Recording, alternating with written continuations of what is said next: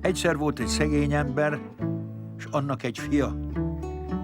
Hogy a fiú akkorára nőtt, elküldte az apja szolgálni.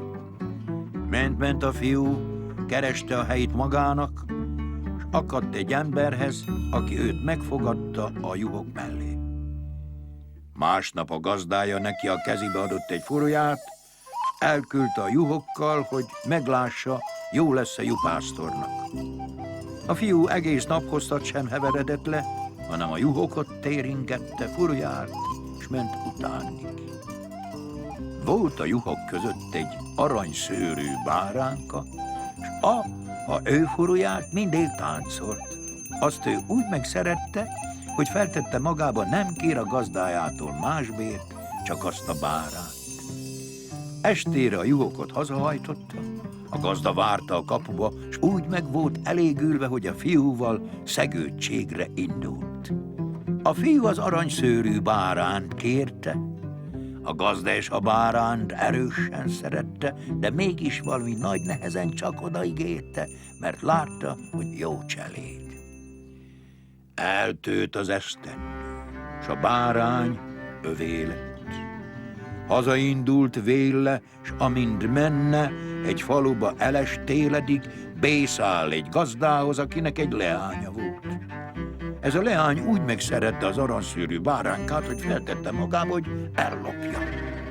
Éjfél körül meges akarta tenni, de mikor a báránhoz nyúlt, hozzáragadt a szőréhez.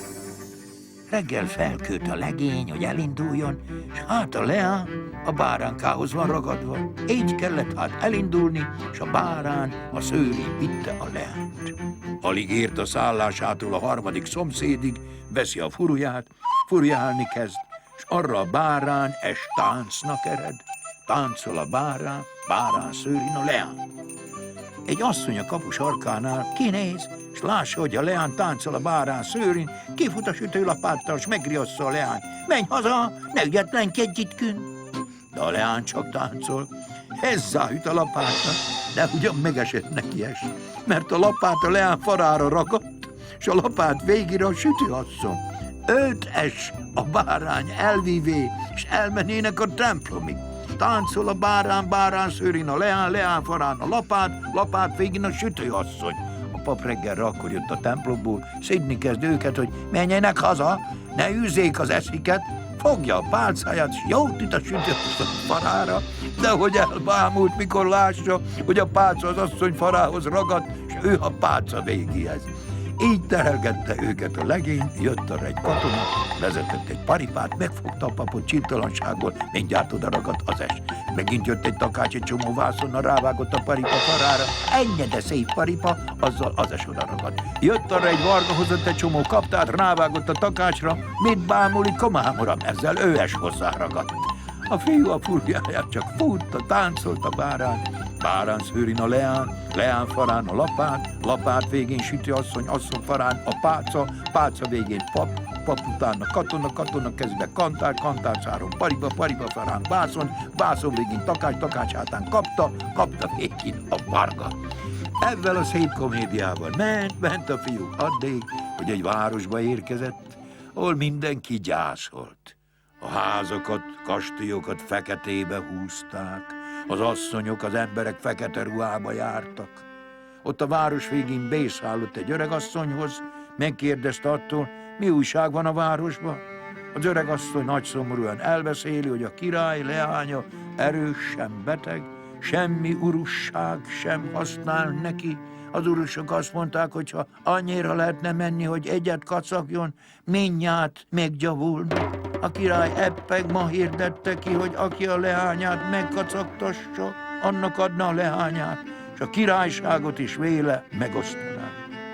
Próbálkoztak hát sokan, hercegek, grófok, nagy kalapú tótok, válogatott cigánylegények, de hiába. Akárhogy mókáztak, a király kisasszony szomorú maradt. Az őveik meg karóba került. A bárányos legény reggel bejelenti magát, hogy a királylány meg akarja kacagtatni.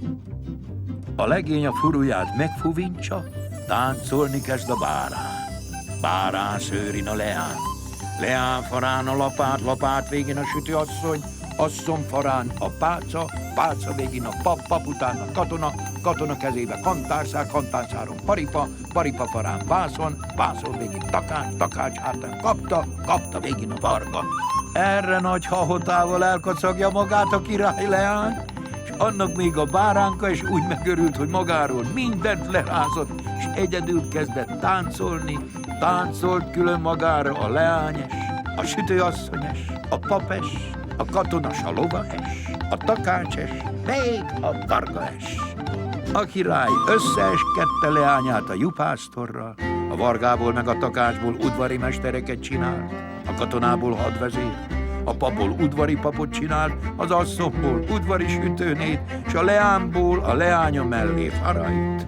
Tartott a lakodalom egyik hetfőtől a másik keddig, az egész országnak jó kedve volt, s ha a hedegűsöknek a húrjik el nem szakadt volna, tán még ma est mind táncolnának.